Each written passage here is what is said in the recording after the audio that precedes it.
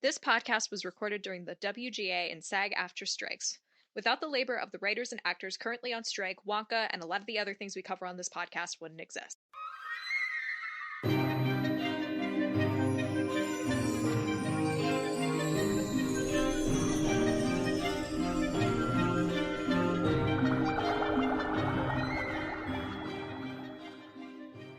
Okay, Felicia, I just pulled out, I found $10 on the ground, and you know what that means. We get to go to our favorite buffet.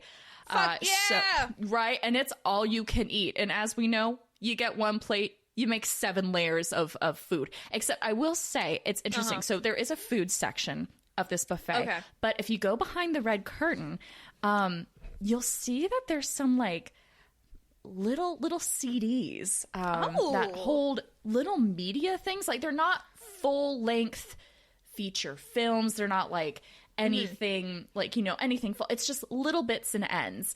And you get a little bucket and you can fill it up. And I thought, I mean, they have a whole Wonka section. What if we got our little buckets? Fill them up, $5 a bucket as well. Charlie buckets. Actually, I'm bringing Dilf Bucket with me. Oh my gosh. Okay, I'll take Charlie bucket. You take Dilf bucket. And then I'll also have my plate that every time I go to a buffet, it's just mashed potatoes, mac and cheese, and biscuits. So I'll be having that because that's the truth right there. And a soft serve cone right in the middle, like a little volcano. Live large, guys. Live moss, as they say. So we'll just be nom-nomming, and then we can crawl back in the well and just kind of play around with what we found in our little buffet buckets. Wait, are you saying we could have a Wonka parody pick and mix? That's exactly what I'm saying, Felicia. I'm definitely not extremely proud of that name. It's definitely not the most fucking amazing name ever. Yeah, because, you know, British candy and pickin', and then that's candy, and that's pick and mix, and this is Wonka, so it's candy, and they're parody videos, and there's alliteration, and I fucking love alliteration. Alliteration is like a smooth caress of the face. Everybody, welcome to the stage, Miss Parody Pick and Mix. This is the episode where we're doing a bunch of odds and ends that have been on our radar for a very long time, but it turns out like half of them are parodies. So and many. All of the ones we're talking about are kind of parodies to their own degree. One of them really isn't. We're also doing a few commercials. Yes. They're parodies if you stretch it. Yeah, they don't straight up follow the exact Wonka storyline. It's like these little, you know, parodies again and little deviants from it that are going to be very silly to talk about. And as with any Wonka media, definitely some things I absolutely hate. This is Wonka Watch. We're on 94 episodes. Woo, too many. And today, you know, we're covering some of the end. We're getting towards the rapture. Guys, the Wonka Rapture, December. You can see it in 15th. the sky. Yeah. It's the dark clouds close. are coming. It's getting close. So we're having to say, okay, what are the things we haven't covered yet? In this episode, we're covering a lot of the extra stuff because on this podcast, we cover everything in the Wonkaverse. All of it. I mean, I'm sure you could find some things we haven't covered, but like, I would give us a good 90% at least, okay? We're the smooth icing across the rotting cake. Okay, Felicia, did you know that if you buy 2 buckets at the buffet, they give you a free mystery envelope? It could contain anything. Pictures of Ted Danson. Stickers. Of Ted Danson? Of Ted Danson. A lot of it's Ted Danson related. So I know he actually used to own the place back in the 80s, and he collected a lot of the stuff and put it in the bags. They're just trying to get rid of it. There's a weird Cheers section, you know. But you know what? Anyway, so I know you love opening up, you know, snail mail type things, and you love Ted Danson. So give me 2 of them. Give me 2 of them right here. Here you go. Hopefully, one of them has the fancy hologram trading card of Ted Danson. So here you go. Fuck no, Ted. Damn it. Oh my god. Oh, I got the rare. What am I going to say? I got the rare firefighter Ted. Woo! Oh, so exciting. But oh shit, Elaine. There's Wonka Watch news in here. I can't escape it. What? How did it find you? It's everywhere. All right, Oh so in my my first God. envelope, it's not much of an article. It's just really a headline. And I have like a policy on not reporting on celebrity gossip on here, mostly because I don't care, but also I think it's like invasive. And this is invasive, but it's fucking hilarious.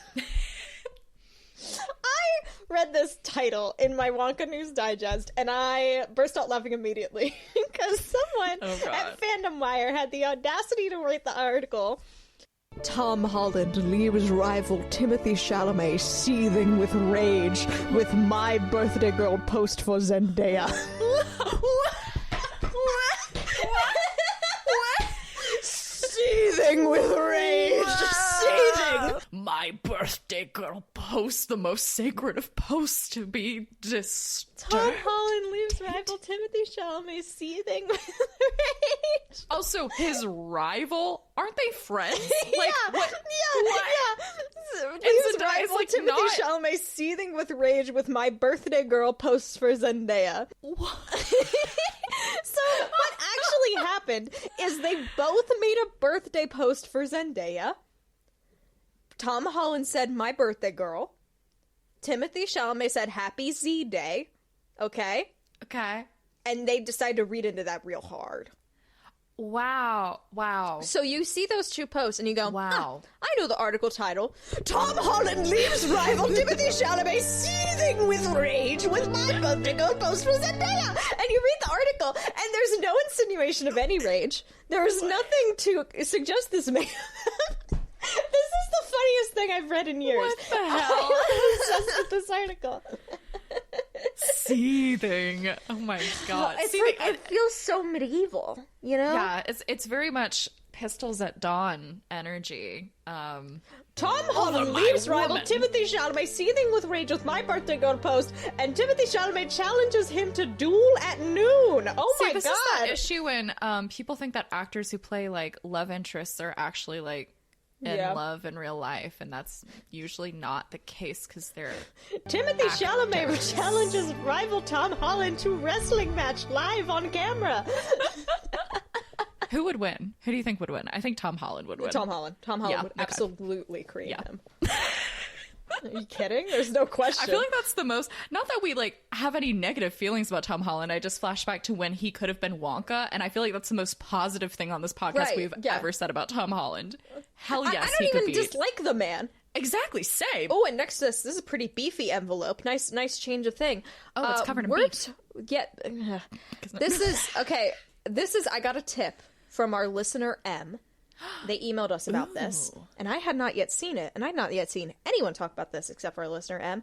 And I love it when you guys send us an email and you give me just the ounce of a story, and then I find out the rest. I love it so much. It feeds my soul. I love when you're like, hey, did you hear about this? Here's a few photos, and then I go deep. I don't guarantee I'll do it every time, but sometimes it hits me right, and I'm like, I'll do 30 minutes of research about the Japanese Wonka production coming out in 2024. So that's what we're talking about, Elaine, today. The Japanese Wonka production coming out in 2024. Ooh. M was like, have you seen the costume design for this Wonka? Because it's wild. I was like, no, I haven't. And it is wild. So I'm going to put this in the drop zone. It's a link to an Instagram post from the costume designer. And then I will begin discussing what I know about this. It is unlike anything I've seen for Wonka. Oh my If you have wanted an androgynous Wonka, this Wonka has French braids. And it looks great. Hair. The top hat with the chocolate dripping down it? Yeah. I swear to God, in another one, I swear to God the gloves have nails as well. The gloves are pointy. The bow tie is the size of the torso. Oh green striped leggings, white polka dot gloves, bright pink undershirt. It is just, there's so much going on. Yeah, with the necklace. Love it. And then the boots like are covered by the leggings. This kind of looks like Willy Wonka put through a Just Dance filter. Do you know what I mean? Yes. Coming this October to the Imperial Theater in Tokyo, Koichi Domato, one half of the popular J-pop idol duo Kinky Kids, will star as the wonderfully weird Willy Wonka. Additional shows follow the Tokyo opening, including in... Okay, well, that's not important. But it's in October and then going to different locations in January and February. So this is from the costume designer. These photos are from the costume designer, Sho Konishi. And then I also found the account of the show itself. I want to show you real quick the design of the chocolate bars they're using. Reading through the translations, what I could gather is they're very much taking like kawaii aesthetic as an inspiration for it, which is great because it's given it its own identity. And this is some of the best Wonka packaging. It's so fucking good, y'all. I'm sorry, roast beef gum, like tomato soup classic, but we also have potato gum and roast beef gum. This looks amazing. I love the design of these. It looks like it's very good. It looks like the CD-ROM cover of like a game you would have played as a child to like secretly learn things, but you had no idea, in the best of ways. If I translated correctly, some posts are saying kawaii art and artists to inspire the art direction, with Sebastian Masuda working on it, who's like very well known in that sphere in Japan. I also looked at the production website, and they are using actual child actors for the factory kids, which I like to know.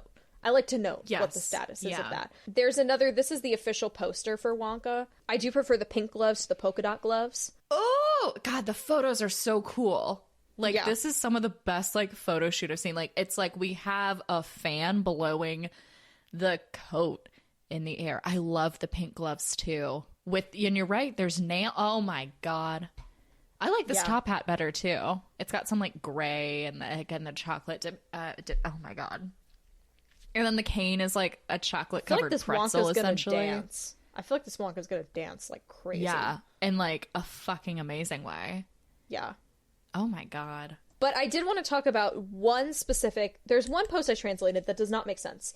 But I translated like all the posts on this Instagram through like Instagram, which I know is not reliable, but it was just to like get me an idea of what they're talking about, you know? Yeah. But I got a jump scare when I opened up one of these because of a specific thing mentioned, and you'll see briefly. So I did both the Google Translate and the Instagram translation, and we're going to assume the meaning is somewhere in the middle. Okay. So this is a goof on the translator.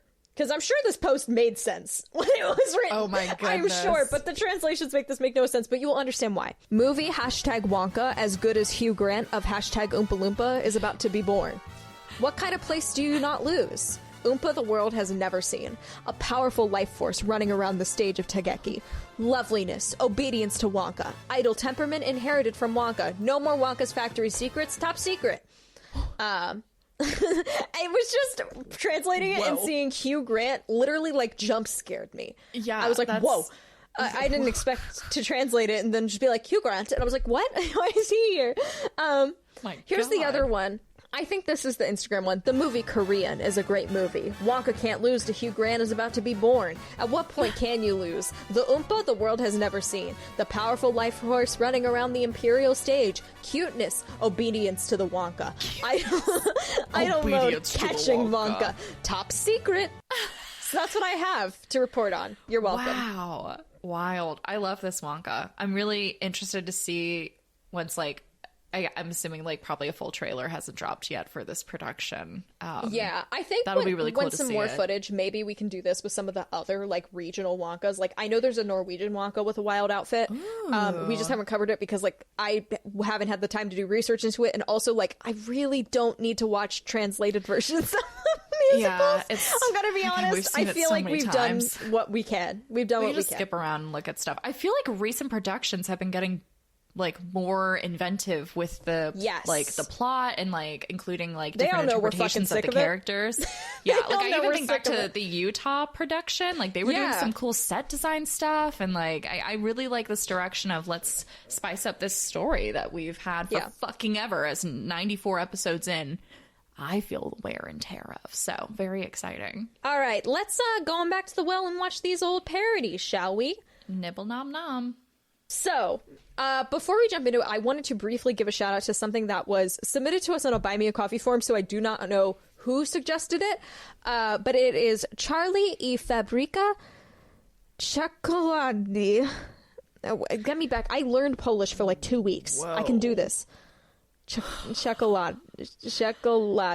Yeah. Okay, sure. Here's the thing. This is a Polish student film remake of Charlie and the Chocolate Factory, the Tim Burton one.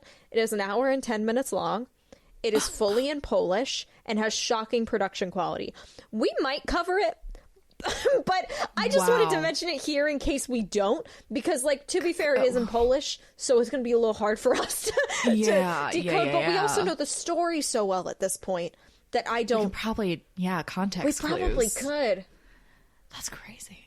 We'll think Holy about it. We'll think about wow. it. It is Okay. shocking the amount of production value put into it. It's like a lot of production value and like some CGI backgrounds, but also Willy Wonka has braces and is like 17. Do you know what I mean? I mean, no, but I mean, you can. Yeah.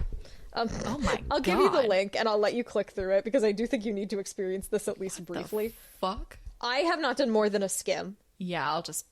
I was like, I don't Take a think we few need to cover it, snickies. but now talking to you, I'm like, maybe we do. I'm What the kind shit? of obsessed with the concept of this.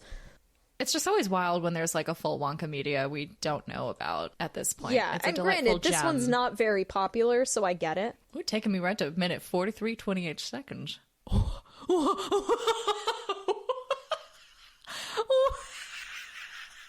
He's just angrily writing in this like. cheap Oh yeah, this notebook. is the headgear part. If you skip a little bit ahead, you'll see our Wonka. Oh, okay. I'm in the TV room. I'm waiting for. I have It an has like overhead full shot. CG backgrounds. Oh my god! Ah! I think I found the Oompa Loompas. It's Kids Bop. Yeah, it's It's Rosie the Riveter Kids Bop. Oh, The they're singing with CGI no is like background really music? good, which is the Yeah, weird this is- part. And they matched the lighting to the CGI quite well, all things considered. You know. Oh, the Wonka. But the funny thing is there's like only the Grandpa Joe is played by a 40-year-old man, and all of the parents are like 11. You know, I'm not gonna lie.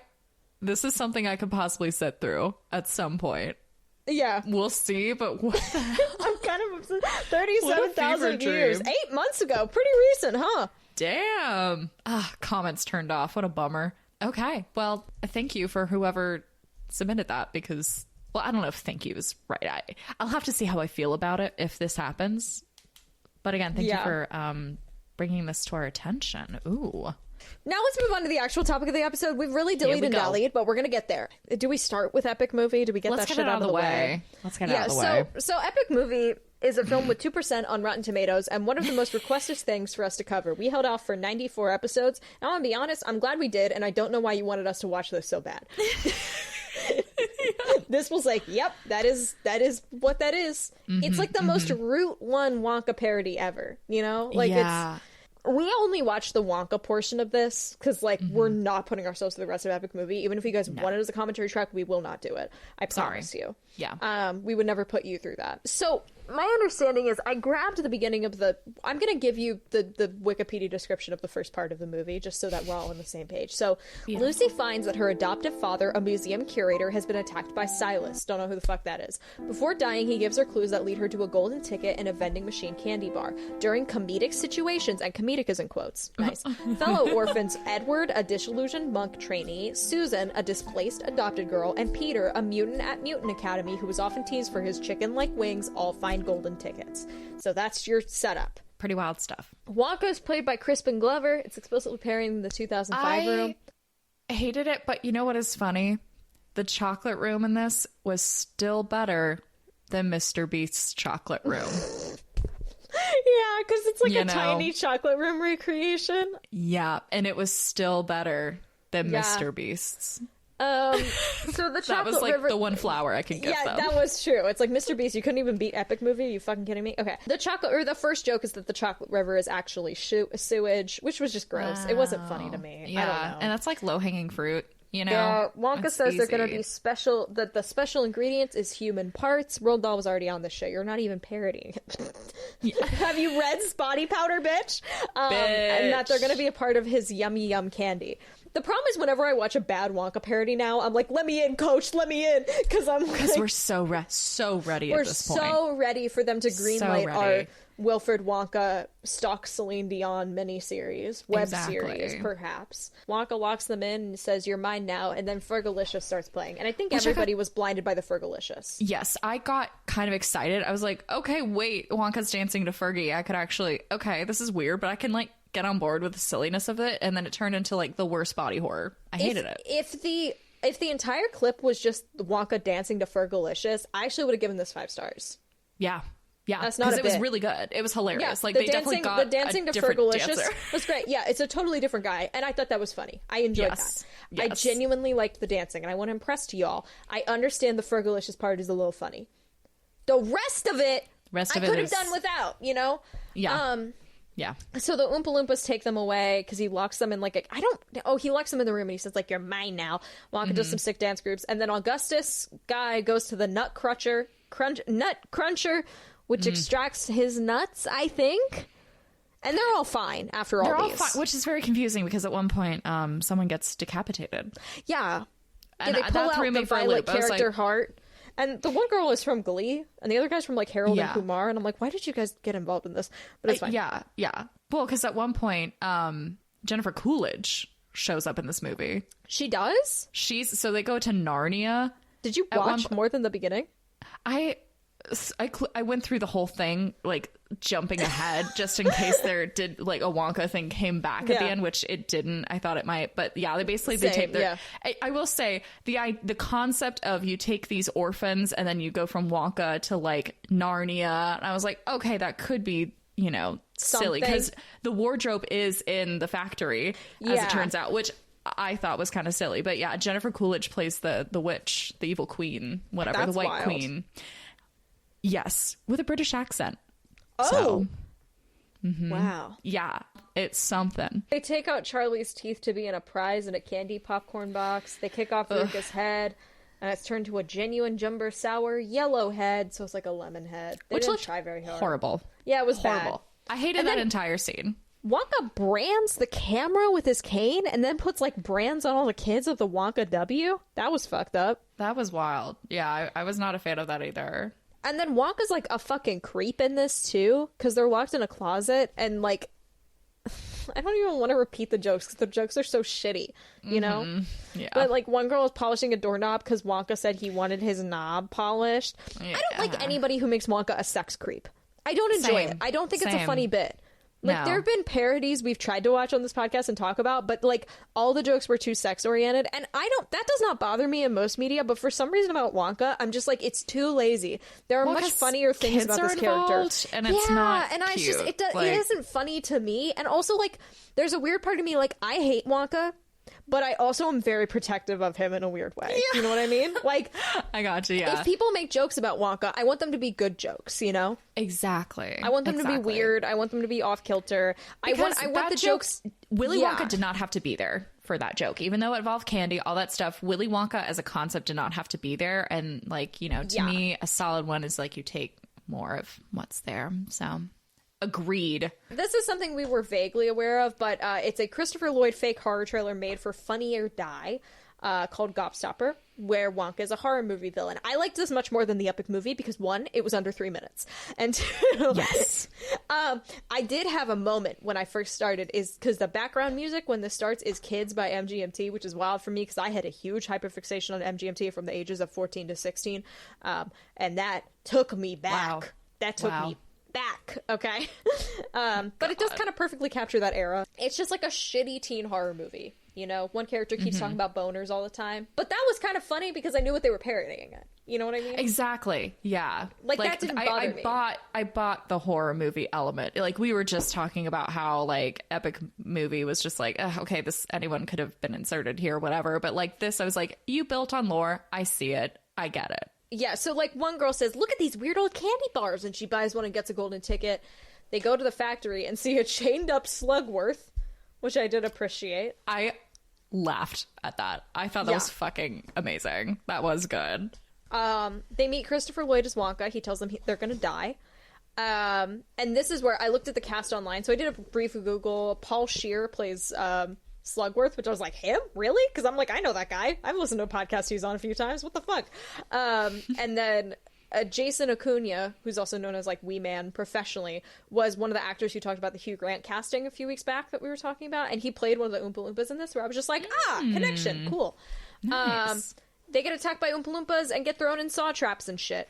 And just says a lot of Wonka quotes out of context. And puts I them think in a my new horror favorite is context. when he's yelling at the Charlie bucket. This evil Wonka goes, "You stole fizzy lifting drinks," and then like causes him bodily harm or something. That's the same one I wrote down. Fucking good. And Christopher Lloyd Absolutely love fucking that. killed it. He was like, Yes, so he good. earned his day rate on this. He didn't have to go that hard, and he did. No, he didn't. It was good. I really enjoyed it. If you like Wonka parody shit, check it out. I appreciated it because I think it went beyond the so obvious. Do you know what I mean? Yes. Like, You can make... I give more credence to... I enjoy a Wonka Saw more than I enjoy a Wonka Cannibal. Do you know what I mean? Ooh. Because, like, I feel like Wonka... I mean, like, we made the Wonka Saw connection early. I think a lot of people do.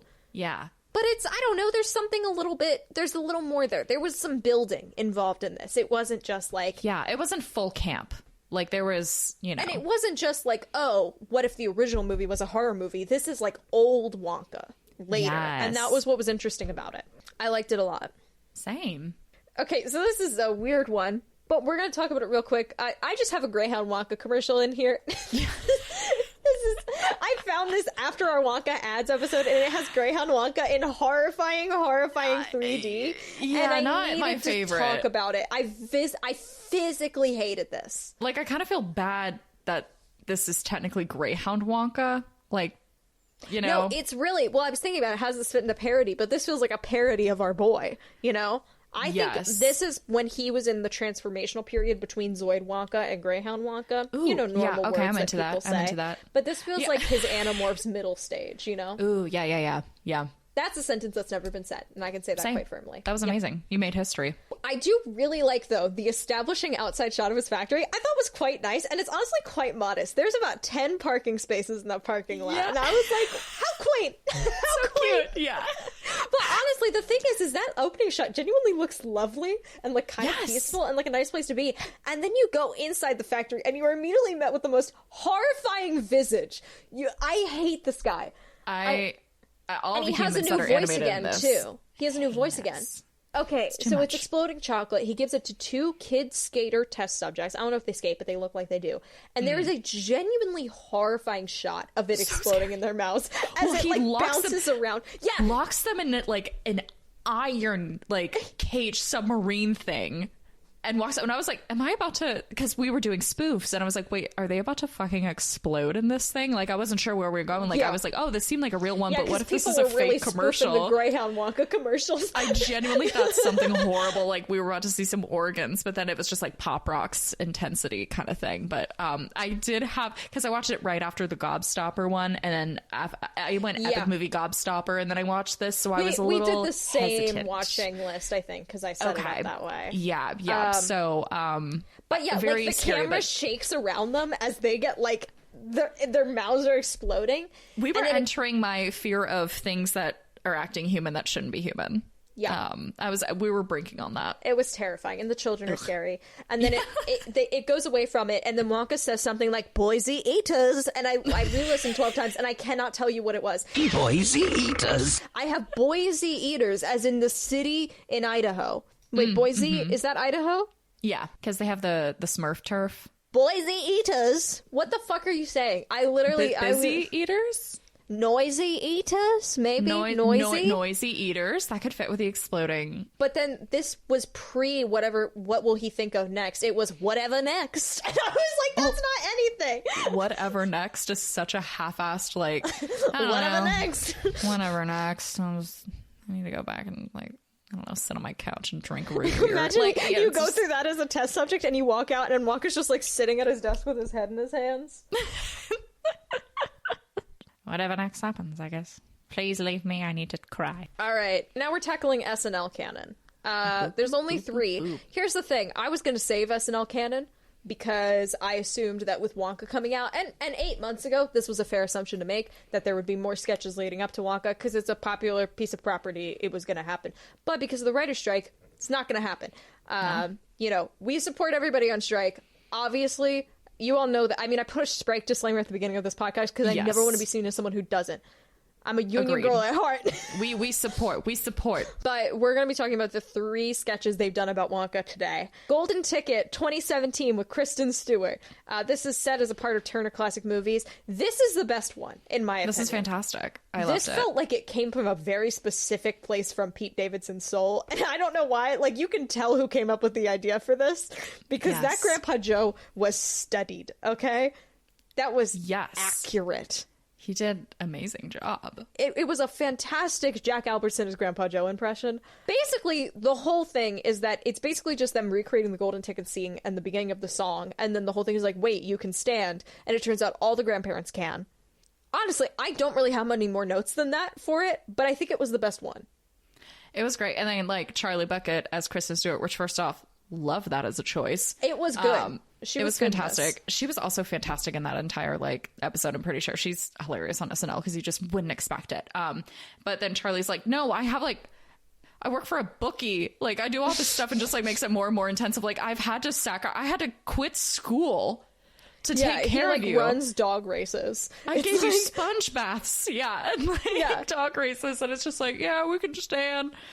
So it was highly delightful. I enjoyed it. It played on something we all think about, which is the classic Grandpa Joe sucks, but now we made it all the grandparents and they could just all stand the whole time, except for the one grandma who has polio, which was... I thought it was a decent riff on the concept of Grandpa Joe sucks, but yes. I mostly just enjoyed the very accurate recreation of like, you're pulling a leg, Charlie. I was like, oh, thank you. Someone gives attention to that line that I'm obsessed with. He's also still singing the Golden Ticket song throughout and then gets interrupted by Charlie. So like, which also Pete Davidson was doing a great job like recreating that as well. It sounded like it, and the way he got out of the bed, I was like, oh, I've seen this before. I was like, crazy. Oh, I know this. It was great. So Charlie's grandparents, 2018 Claire Foy, they still had the set and costumes around, and they were like, let's do another one. And this one, oh, it's interesting. It is something. It exists. This is one of those skits that's only a tiny bit funny because some of the people are laughing a lot in it, so it's like contagious laughter a little bit because Kate McKinnon was fucking dying in this, and I'll be honest, I don't know if I would have been, but I get it.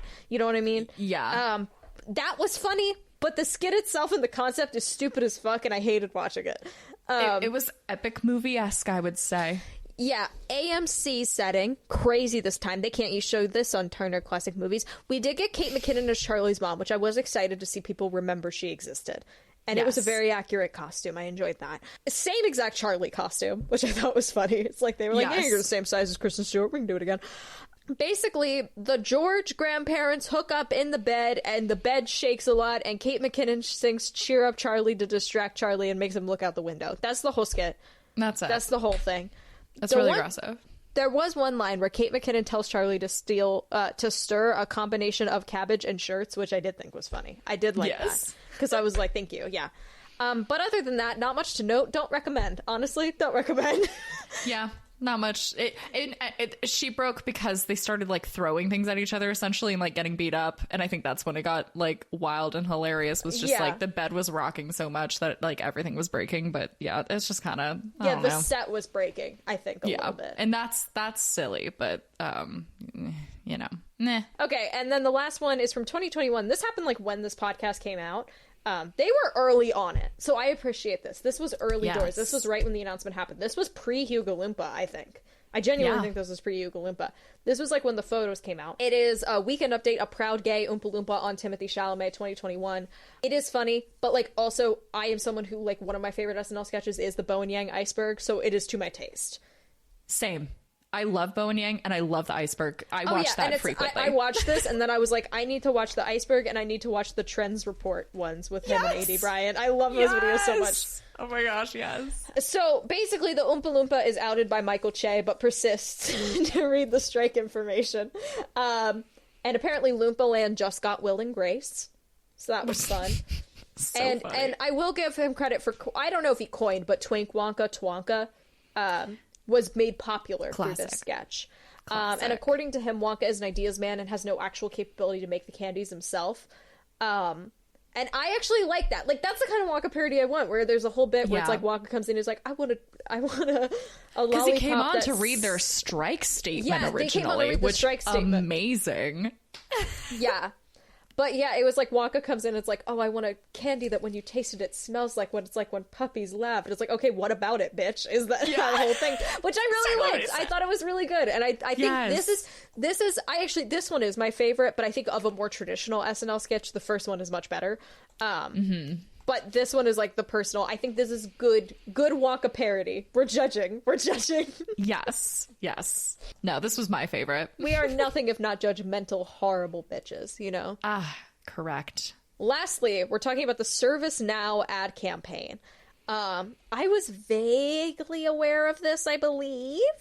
I feel like somebody might have submitted this to us, and if you did, and it was you, thank you. but I know I've had this sitting in my notes for months, so I don't remember where I got this from, if I found it or if somebody else did. But if you suggest it, thanks, you know? Thank you. So we're going to talk about ServiceNow's new Willy Wonka campaign. What does ServiceNow do? It's vague and unclear, despite having watched 8 commercials. Yes. Digital workflows. I've never heard someone say digital workflows so many times. I get like a CRM vibe. So It seems like digital workflows could do almost anything. yeah. Which makes me believe that they're lying. Yes. So this is, but don't worry, guys. I found an interview with the campaign director, so we can kind of clear this up a little bit. Oh yeah, bitch, I do my research. So ServiceNow Real 360 interview and article by Colin Costello. ServiceNow's new Willy Wonka campaign is sweet. So here's some notes. This is Wonka, who was played by somebody, Dominic March. He was asked to bring Wonka's sparklingly odd perspective to a 2021 world. We also meet Wonka's new CRO, Chief Reality Officer named Maxine, a workflow expert who is excited to be single-handedly doubling Wonka's C-suite. Which I never got that vibe. I'll tell you what I thought Maxine was in a minute. Like, I think fantastic. when I watched this, I headcanoned her as a service rep, like a company rep, who went to Wonka to try and sell him this thing, and he will not let Same. her leave. That is how I felt this was. I kind of felt the same way. I have a little Like, note. he following has the same no vibe. intention on using these products whatsoever, but he just wants somebody to talk to. And she's already in the factory. I kind of had a vibe too where it was very Scott Wonka, and the idea that Wonka's like, I guess I should bring in a business analyst, but then being like, I don't know if I want this, and just having someone to like bounce off more ideas because everyone's sick of him talking. I actually got bummed when when we showed one of the things being taking place, and I was like, no, you're ruined my headcanon for the ServiceNow Willy Wonka commercials. So a lot of work and care and love went into the ServiceNow campaign, directed by Rattling Stick's Daniel Kleinman. Every detail is lovingly crafted thanks to close partnerships with Warner Brothers, the Roald Dahl estate, and the creative geniuses of Framestore. How much fucking money did they spend on this campaign to license Wonka? That's nuts. That is nuts. And this is a business-to-business campaign. So this is not meant for the general public either. Like, who is this advertising to? That's wild. I don't know. That's I never wild. saw these. And I'm the person who's, like, the target audience. They went to speak with BBDOCDs, I don't know what the fuck that means, Corinne Good and Kate Katalinek, about everything that went into bringing something like Willy Wonka to life. There's no more iconic or complex business than Wonka's Chocolate Factory. We were lucky to have clients with the exact same appetite we had for breakthrough B2B work. Turns out a B2B campaign filled with magic and wonder doesn't have to be the stuff of pure imagination. Yeah.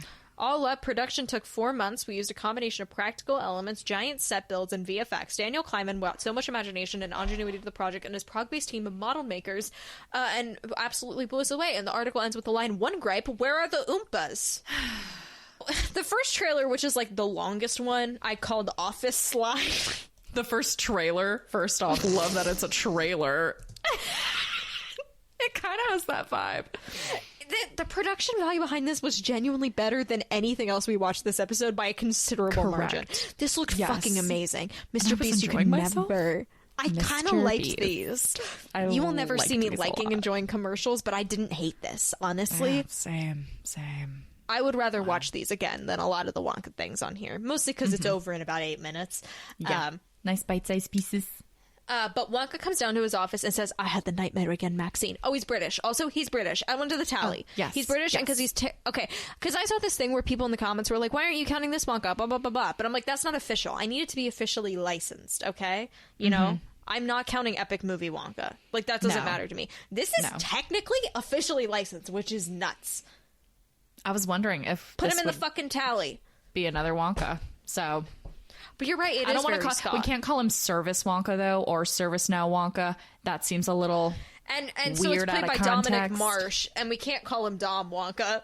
No, that's worse than Christian Wonka's Marsh connotation. Wonka's kind of silly. Marsh Wonka's kind of fun. It makes me think of like a swamp witch, but I like it. ServiceNow Dom Wonka.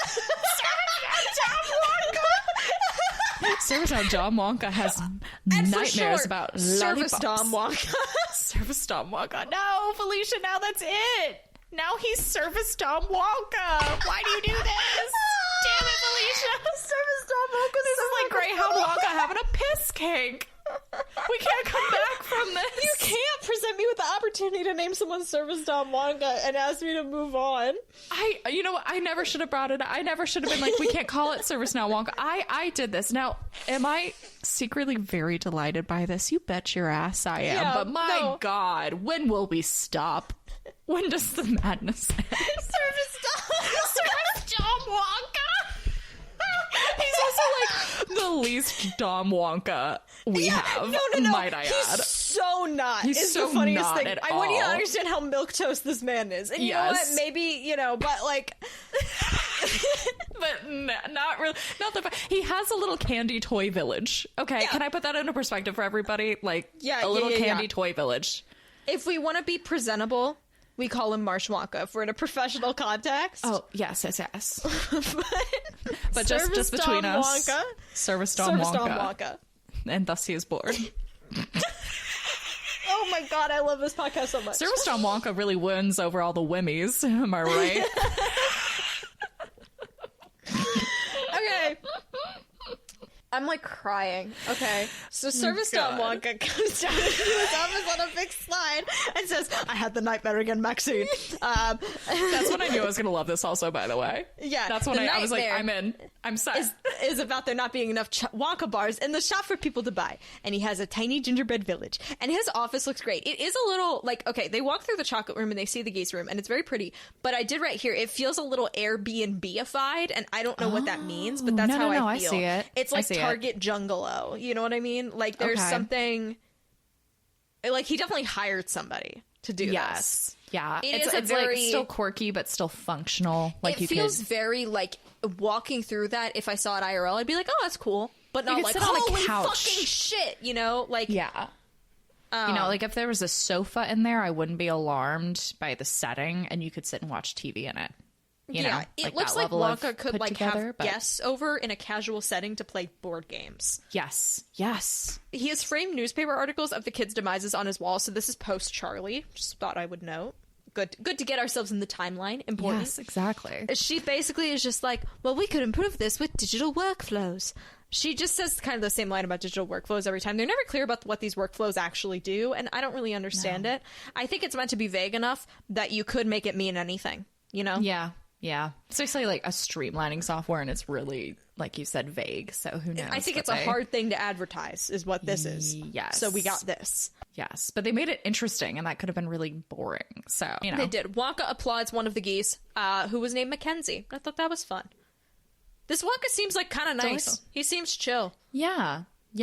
And one of them, because we have the nightmare bit again in a different one, but Maxine is like, oh, we could get rid of those nightmares by, like, not stressing about this. And then Wonka goes, I don't want to get rid of them. I'd miss them too much. And I was like, that is so Wonka to be having the lollipop and the other nightmare, and to be like, no, I'd miss those nightmares. And he breaks the handle off his mug and eats it. That's another Yes. thing he does in that. And also, that was why it's not until very late in this that he actually does any of the things that Maxine says, which is why I was obsessed with the concept of him having her here and then refusing any of her options. Yes. That is the way I like to view this. And when he started actually engaging with it, I tuned out a little bit. It felt unrealistic to me at that point. I was like, okay, not so Service Dom Wonka anymore, you know? No. So there's a marshmallow pillow ad, and there's an alarm that goes off that the children of Norway are out of marshmallow pillows. And she's like, well, with the digital workflow. And he's like, actually, the alarm's catchy as fuck. So he just starts dancing to it. Yeah. Which reminded me of a time I was trapped in an elevator, and my friends and I were there with a pizza and a giant thing of Mountain Dew, and we had to wait for the entire fire department to come get us, and it was beeping the entire time. And then it was right to the tune of, like, Do, Re, Mi from Sound of Music, and we just sang the whole time, and then the doors opened and the entire fire department was there. We didn't know that, and they all clapped for us as we sang. That was a fun memory that was brought back by that. Anyway, the next one, silly. There are spies. But they're spies, and they flutter about. Wonka catches... They're in the chocolate room, which looks fucking great. Wonka catches a bugged fake butterfly. And then she suggests a digital workflow for surveillance, which means nothing. I don't know what the fuck that means. That was wild to me. I was like, wait, what the fuck is this product? Because that made it more confusing to me, I was like, honestly. what? I was like, surveillance? Yeah. Wait, I get data management, but what? And then she almost accidentally kills a real butterfly. He goes, no, that one's real. It's like, what? Yeah. This Wonka knows the difference between robot butterflies and normal butterfly. But I like that take on butterfly spies. The next one I have notes on is outside. The coconut machines exploded and Wonka does some snow angels in them. And it was kind of cute. It was like, a delicious disaster, according to Wonka. It was weird seeing him outside of the factory. It was like, I'm like, you're not allowed out there. Being seen by the public. Wonka should have a collar that start electrocuting them when they go past the gates. Oh, yeah. That sounds healthy. I like it. Hey, sometimes he's service dom Wonka, sometimes he's service sub Wonka. So it just, you know. A man of dualities. We love someone who's a versatile person, if you will. Now we're in Wonka's bedroom. Ooh, service dom Wonka. You shouldn't have. Oh my gosh. Wonka wakes up in bed and a mechanical arm puts his hat on and he pulls a microphone down from the hat. And I did like that. That was quite whimsical. And then he's like, Maxine, cancel the lickable wallpaper. It's a bad idea. Licking furniture is out of trend. And she's like, all right, canceling. And then she alerts all the departments that the lickable wallpaper is actually being discontinued. But I was actually bummed because I was like, I don't like them working together. I wanted this to be like a lonely man takes advantage of this random customer service rep who he's paying enough money to stick around but refuses any of the products. You know what, though? I could follow, if they had leaned in a little more at the beginning, I could follow enemies to friends as a really fun story arc here. You know? Yeah, versus she kind of feels like an AI chatbot the whole time. She does. Yeah. And that kind of unsettled me. And then lastly, the last one I have notes on is the Wonka records. And this was fucking great, guys. This was might be my delightful.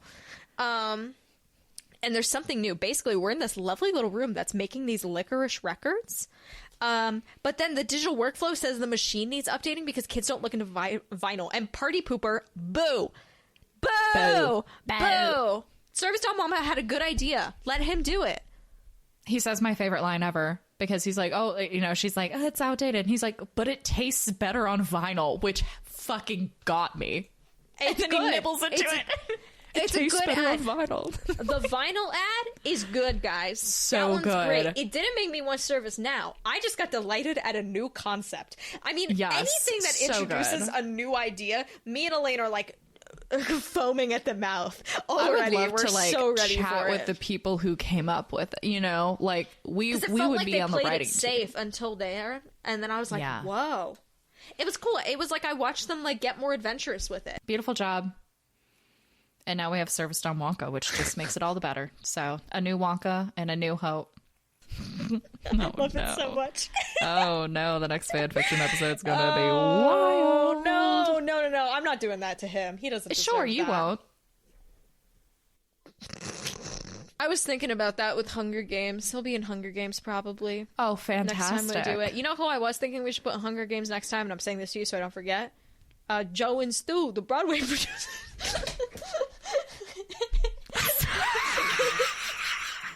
So They've got names. They can go in the Hunger Games now. Joe and Stu. Can we officially be sponsors then? Like, we're the sponsors, like, giving... Or Joe and Stu are the sponsors. That's the other option. Oh, I love Joe both and of Stu these are options. the commentators. That'd be fun. We could do that. And then we do our own commentary on this fake thing with throughout it. Would be Wait, we do wild, a but hilarious. pre-recording of us going through the Hunger Games as Joe and Stu. Or do we record the episode? we do a commentary track for Buy Me a Coffee as Joe and Stu commenting on what's going on. Joe and Stu commentary track would be the funniest thing. I want to do. Please do that. That's so stupid. Wait, so we're doing a Joe and Stu commentary track of a Wonka Watch episode? It's that, or we do a commentary track of a movie already? I mean, do we just do the Joe and Stu 1971 movie? It's an option. We could. I don't think we should, but we could. That is an option. Oh my god. We're like, okay, pick from this movies, or do you want Joe and Stu, the Broadway producers, to do a full in-character? We put it up for a poll. See what the people want. I'm good with either. Add it to the poll, bitch. You guys don't have a... They're like, why are these the choices? Can't there... Why is it... You know? And then... Yeah. Well, Service Dom Wonka, that was delightful and a really great way, I think, to wrap up all these little... Yeah. Pick and mix. Beautiful. And that feels like a lot of stuff that's just like, we've unloaded some baggage today. The epic movie felt like a big, finally we've done it. It wasn't worth it, but we did do it, and now no one can say we didn't talk about it, you know? Yeah, there you go. We're not beholden to like anything, you know? No. Here are your crumbs, enjoy them. Take our shitty opinions, enjoy it. This biscuit on my buffet plate's a little crusty, you can have it. All right. Predictions? Prequel predictions? Prequel predictions. I think that when Timothee Chalamet hosts SNL, because I do believe at some point post this he'll do it. Yeah. Next time, who knows when. I do think there will be a Wonka skit where more than one Wonka appears. Like he's a Wonka, and then we have like another Wonka yelling at him or something like that. They like to do things like that, so I think there will be a skit. Skits that we've seen a million of. Yeah. Yes, yeah. So I think we'll have multi Wonka SNL sketch. That's really good. I'm kind of shocked. I didn't think about mine. I didn't either. That just came to me. I don't know what's going on. I've had Service Dom Wonka just running on a little treadmill in my head. Like, that's the only word. It's just, like, blank and then Service Dom Wonka and a big, like, blinking neon lights. I don't think there's going to be a buffet. There's not going to be a buffet. I can't say that in good faith. What the literal hell would that even mean? Oh, like in the movie? I don't know why I thought, like, which we know the premiere may or may not happen, but I did imagine a buffet at the premiere, which would have been the wildest thing. Hey, Timothee Chalamet, can you text us if there's a buffet at the premiere? It'd help a lot in our they work. have great wings here. He's wearing his little fairy hat thing, whatever that was, his little, like, woodland nymph hat. I got a Trix yogurt from the little ice box at the end. Have we made a prediction about Wonka eating cereal? I think he's gonna eat, like, oatmeal. Maybe? Wonka's gonna eat oatmeal. Like, some sort of... that. Like an oatmeal or porridge mush vibe. Yeah, some sort of oatmeal, porridge, wheat-based spooning food that is suggestive of a hearty but budgetary meal. Wow. Amazing qualifications. I support you on that. Watch him be like, I got the organic oats that I stole from Fickelgruber, and I'm about to have my fanciest bitch oatmeal ever. It's called goat meal, and it makes gold after you eat it. I hope and it's made from goats. That is a fantastic prediction. Thank you. It's kind of, but it's fantastic in a way. You know what I mean? It's my journey I took to get there was fun. It was a little stressful, and I highly enjoyed it. Well, thank you everybody for listening to this episode of Wonka Watch. You know, if you want to send us more little bits and bobs our way, you can do so at wonkaraptor@gmail.com, and you can follow us on TikTok and Instagram at Wonka Watch. And if you want to support us, you can do so on buymeacoffee.com/Wonka Watch. Over there, we have a bunch of fun little bonus content. We're starting to do some polls for our commentary tracks. You know, the Joe and Stu one, that might just be for us. And we put that on there. That might be separate from the poll, but yes, that could you know, be if you an want to get on there and have fun with those. But we also did I did a large fashion quiz, a Timothee Chalamet Vogue article fashion quiz. Yes. That is, I took it. Yes, Elaine took with it, and I made results. her take it. And when you join our Buy Me a Coffee, you get a fun little song on the podcast. And this week we have a new member by the name of Barry. So Barry, Elaine's going to do a little song for you, as we do. Barry, and Elaine. Barry. You'll recognize the song. I don't need to give you a heads up on the name. Ominous.